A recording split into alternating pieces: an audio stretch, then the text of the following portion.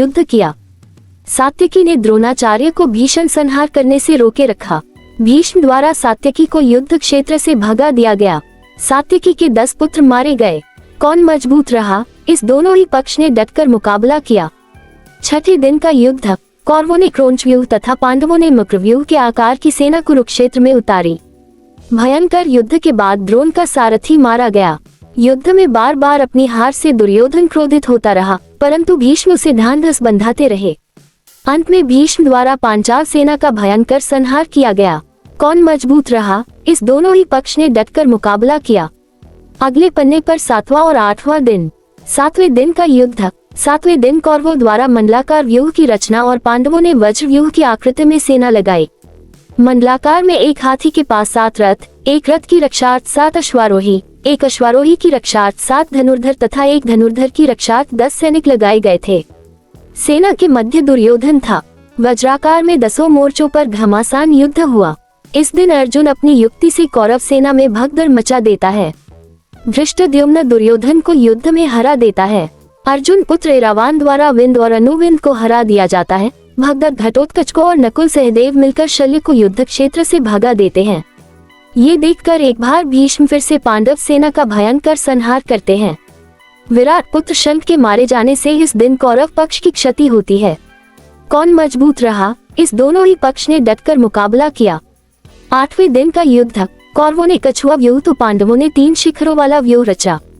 पांडव पुत्र भीम धृतराष्ट्र के 8 पुत्रों का वध कर देते हैं।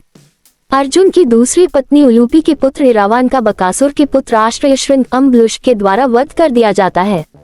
घटोत्कच द्वारा दुर्योधन पर शक्ति का प्रयोग, परंतु बंगनरेश ने दुर्योधन को हटाकर शक्ति का प्रहार स्वयं के ऊपर ले लिया तथा बंगनरेश की मृत्यु हो जाती है। इस घटना से दुर्योधन के मन में मायावी घटोत्कच के प्रति भय व्याप्त हो जाता है। तब भीष्म की आज्ञा से भगदत्त घटोत्कच को हराकर भीम, युधिष्ठिर व अन्य पांडव सैनिकों को पीछे ढकेल देता है। दिन के अंत तक भीमसेन धृतराष्ट्र के 9 और पुत्रों का वध कर देता है। पांडव पक्ष की क्षति। अर्जुन पुत्र ऐरावत का अम्बुलुष द्वारा वध। कौरव पक्ष की क्षति। धृतराष्ट्र के 17 पुत्रों का भीम द्वारा वध। कौन मजबूत रहा, इस दोनों ही पक्ष ने डट किया और दोनों की पक्ष को नुकसान उठाना पड़ा। हालांकि कौरवों को ज्यादा क्षति पहुंची। अगले पन्ने पर 9वां और 10वां दिन। 9वें दिन का युद्ध। कृष्ण के उपदेश के बाद भयंकर युद्ध हुआ, जिसके चलते भीष्म ने बहादुरी दिखाते हुए अर्जुन को घायल कर उनके रथ को जर्जर कर दिया। युद्ध में आखिरकार भीष्म के भीषण संहार को रोकने के लिए कृष्ण को अपनी प्रतिज्ञा तोड़नी पड़ती है। उनके जर्जर रथ को देखकर श्री कृष्ण रथ का पहिया लेकर भीष्म पर झपटते हैं, लेकिन वे शांत हो जाते हैं। परंतु इस दिन भीष्म पांडवों की सेना का अधिकांश भाग समाप्त कर देते हैं। कौन मजबूत रहा, कौरव। 10वां दिन। भीष्म द्वारा बड़े पैमाने पर पांडवों की सेना को मार देने से घबराए पांडव पक्ष में भय फैल जाता है। तब श्री कृष्ण के कहने पर पांडव भीष्म के सामने हाथ जोड़कर उनसे उनकी मृत्यु का उपाय पूछते हैं। भीष्म कुछ देर सोचने पर उपाय बता देते हैं। इसके बाद भीष्म पांचाल तथा मत्स्य सेना का भयंकर संहार कर देते हैं। फिर पांडव पक्ष युद्ध क्षेत्र में भीष्म के सामने शिखंडी को युद्ध करने के लिए लगा देते हैं। युद्ध क्षेत्र में शिखंडी को सामने डटा देखकर भीष्म ने अपने अस्त्र त्याग दिए। इस दौरान बड़े ही बेमन से अर्जुन ने अपने बाणों से भीष्म को छेद दिया। भीष्म बाणों की शरशैया पर लेट गए। भीष्म ने बताया कि वे सूर्य के उत्तरायण होने पर ही शरीर छोड़ेंगे, क्योंकि उन्हें अपने पिता शांतनु से इच्छा मृत्यु का वर प्राप्त है। पांडव पक्ष की क्षति। शतानीक। कौरव पक्ष की क्षति। भीष्म। कौन मजबूत रहा, पांडव। अगले पन्ने पर 11वां और 12वां दिन। 11वें दिन। भीष्म के शरशैया पर लेटने के बाद 11वें दिन के युद्ध में कर्ण के कहने पर द्रोण सेनापति बनाए जाते हैं। 11वें दिन सुशर्मा तथा अर्जुन, शल्य तथा भीम, सात्यकी तथा कर्ण और सहदेव तथा शकुनी के मध्य युद्ध हुआ। कर्ण भी इस दिन पांडव सेना का भारी संहार करता है। दुर्योधन और शकुनी द्रोण से कहते हैं कि वे युधिष्ठिर को बंदी बना ले तो युद्ध अपने आप खत्म हो जाएगा। तो जब दिन के अंत में द्रोण युधिष्ठिर को युद्ध में हराकर उसे बंदी बनाने के लिए आगे बढ़ते ही हैं कि अर्जुन आकर अपने बाणों की वर्षा से उन्हें रोक देता है।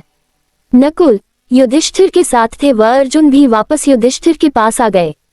इस प्रकार कौरव युधिष्ठिर को नहीं पकड़ सके। पांडव पक्ष की क्षति। विराट का वध। कौन मजबूत रहा, कौरव। 12वें दिन का युद्ध। कल के युद्ध में अर्जुन के कारण युधिष्ठिर को बंदी न बना पाने के कारण शकुनी व दुर्योधन अर्जुन को युधिष्ठिर से काफी दूर भेजने के लिए त्रिगर्त देश के राजा को उससे युद्ध कर उसे वही युद्ध में व्यस्त बनाए रखने को कहते हैं। वे ऐसा करते भी हैं, परंतु एक बार फिर अर्जुन समय पर पहुंच जाता है और द्रोण असफल हो जाते हैं। होता यह है कि जब त्रिगर्त अर्जुन को दूर ले जाते हैं तब सात्यकी युधिष्ठिर के रक्षक थे। वापस लौटने पर अर्जुन ने प्रागज्योतिषपुर पूर्वोत्तर का कोई राज्य के राजा भगदत्त को अर्धचंद्र को बाण से मार डाला। सात्यकी ने द्रोण के रथ का पहिया काटा और उसके घोड़े मार डाले। द्रोण ने अर्धचंद्र बाण द्वारा सात्यकी का सिर काट लिया। सात्यकी ने कौरवों के अनेक उच्च कोटि के योद्धाओं को मार डाला, जिनमें से प्रमुख जलसंधि, त्रिगर्तों की गजसेना, सुदर्शन, मलेच्छों की सेना, भूरिश्रवा, कर्णपुत्र प्रसन्न थे। युद्ध भूमि में सात्यकी को भूरिश्रवा से कड़ी टक्कर झेलनी पड़ी। हर बार सात्यकी को कृष्ण और अर्जुन ने बचाया। पांडव पक्ष की क्षति द्रुपद, कौरव पक्ष की क्षति त्रिगर्त नरेश।